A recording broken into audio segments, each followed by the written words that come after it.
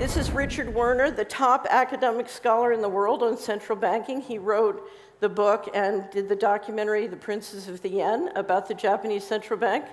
Here he is in Malmo, Sweden, in May. The nature of this CBDC, what is it actually going to look like? They never talk about that. Right. But I heard one European central banker tell me what it's going to look like. He saw it.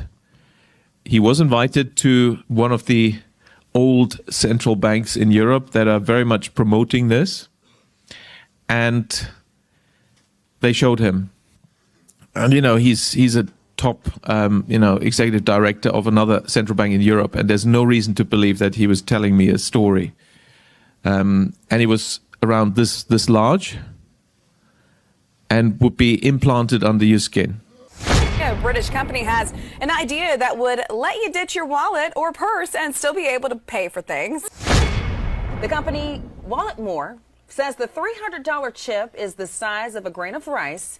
You'd most likely have it implanted in your hand, and once it's activated, you can use it at a checkout by just swiping your hand over the card reader. FTX blew up in spectacular fashion. It looks like fraud.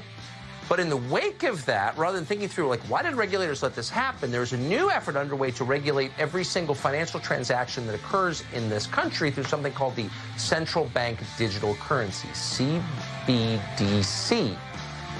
If that happens, we're done.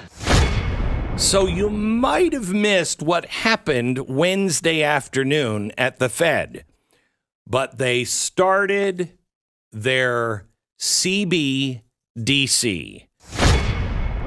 Maybe we should start having the conversation of, gosh, this looks like the mark of the beast.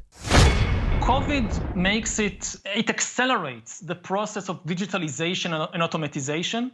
It legitimizes the deployment of mass surveillance, even in democratic countries, and it makes surveillance go under your skin.